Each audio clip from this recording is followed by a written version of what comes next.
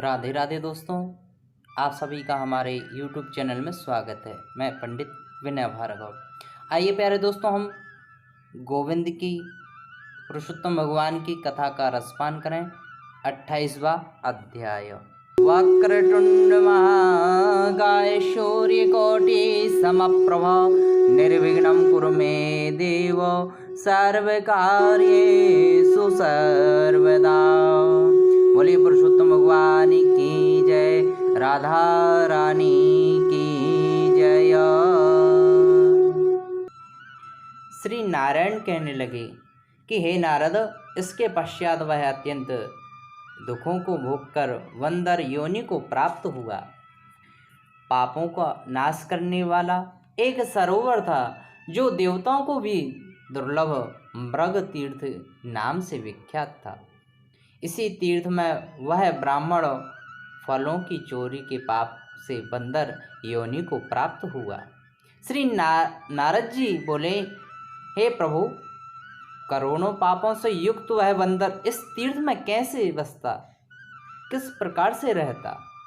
तो श्री नारायण बोले, चित्रकुंडल नाम वाला कोई वैश्य था।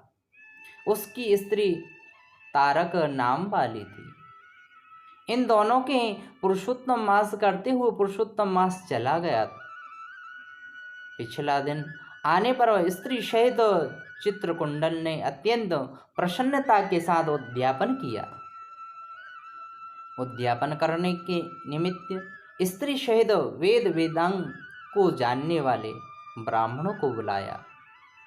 हे नारद, वहाँ धन के लोभ से कादर्य ब्राह्मण भी वहाँ पर पहुँच गया। जब उद्यापन विधि समाप्त हो गई तो चित्रकुंडल वैश्य ने उन स्त्री सहित ब्राह्मणों को अत्यधिक दान दक्षिणा देकर के प्रसन्न किया गया। उसकी बहुत सी दी हुई दक्षिणा से ब्राह्मण अति प्रसन्न होकर के अपने अपने घर को प्रस्थान कर गए। परंतु अत्यंत लोभी वह कादर्य रोता हुआ उसके आगे आकर के खड़ा हो गया। नम्रता के साथ अति गदगद वाणी से चित्रकुंडल से बोला, हे चित्रकुंडल, वैश्यों के पति, आप इस समय कृतार्थ हो, प्रसन्न हो। जो आपने पुरुषोत्तम भगवान का सेवन किया है, ब्राह्मण को बहुत सा दान दक्षिणा दिया, किंतु मुझ भाग्यहीन को क्यों कुछ न दिया?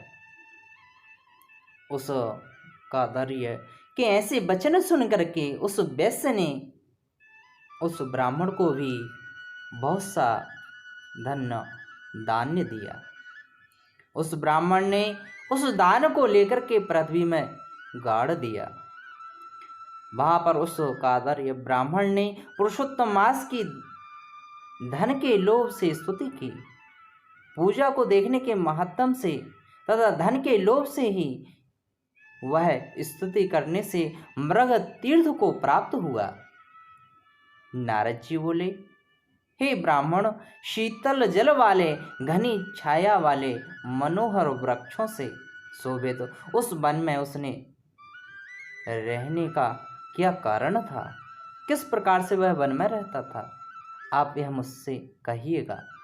तो श्री लक्ष्मी नारायण बोले, हे नारद, जब श्री रामचंद्र जी महाराज ने समुद्र में पुल बांध करके रावण का वध कर दिया, तो रावण के मरे जाने से ब्रह्मा, शिव, इंद्रादि सब देवता बहुत प्रसन्न होकर के श्री रामचंद्र जी को वर मांगने के लिए कहा।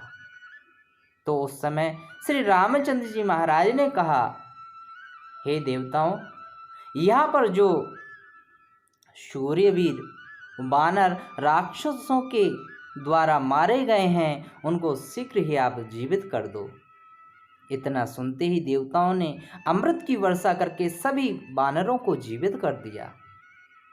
जीवित होकर के सारे वानर जय जयकार करने लगे, भगवान का नाम स्मरण करने लगे। फिर रामचंद्र जी महाराज ने विमान में बैठकर के चारों ओर खड़े बानरों को कहने लगे, जहाँ जहाँ पर मेरे यह बहुत काल तक जीने वाले बानर वसेंगे, वहाँ वहाँ पुष्प फल वाले वृक्ष हो जाएंगे, नदी मीठे जल वाली हो जाएगी, शीतल सुंदर सरोवर होंगे। मेरी आज्ञा से तुम सब जाओ, तुमको कोई नहीं रोकेगा। हे नारद, फिर वह वानर पर्वत जैसा होकर के, पर्वत जैसा बढ़ कर के, बहुत सी भूख एवं प्यास से युक्त होकर के, लोभी होकर के वन में विचरने लगा, भ्रमण करने लगा। जन्म से ही उसके मुख में पीड़ा थी।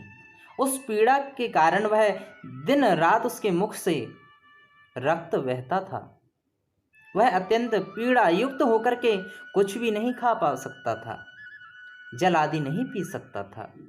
वह वानर चपलता बस होकर के वह श्रेष्ठ फलों को तोड़ता, मुख के निकट ला कर के बहुत से फलों को फेंक देता। इस तरह वह प्रतिदिन निराहार रहते हुए देव योग से पुरुषोत्तम मास आ गया। उसमें भी वह बानर उसी तरह शीतल वायु आदि से पीड़ित रहा। कोई समय श्री कृष्णचंद्र जी महाराज का पुरुषोत्तम माह का कृष्ण पक्ष आया। वह वन में भ्रमण करता हुआ वह प्यासा अमृत जैसे कुंड के जल को पीने को समर्थ नहीं हुआ, परंतु भूख से व्याकुल होकर के वह चपलता वश वृक्ष के ऊपर चढ़ गया। एक वृक्ष से दूसरे वृक्ष पर डाल डाल पर वह जाता, और इस प्रकार से वह एक वृक्ष से दूसरे वृक्ष पे जाता और वह उसी कुंड में जाकर के गिर गया। 5 दिन बाद उसकी मृत्यु हो गई। तभी एक विमान वहाँ आया, भगवान की गोविंद की कृपा से वहाँ एक विमान, सुंदर विमान आया। अप्सराएं सुंदर गाते हुए गंधर्व किन्नरों से सुशोभित, इस तरह सुंदर शरीर को धारण करके वह महाभाग बंदर अपने शरीर को देख करके अत्यंत प्रसन्नता को प्राप्त हुआ। बोला कि मुझ जैसे महापापी को लेने के लिए यह विमान आया। मैंने अनेक पाप आदि कर्म किया है। विमान को देख करके बहुत प्रसन्न हो रहा है। मुझे विमान लेने आया है, ऐसा मैंने कौन सा पुण्य कर दिया है? यह विमान कैसे मुझे प्राप्त हुआ? मैंने सुकृत किया ही नहीं जिससे मैं हरि के स्थान को प्राप्त हूँ। यही तो पुरुषोत्तम भगवान की लीला है। 28वां अध्याय समाप्त।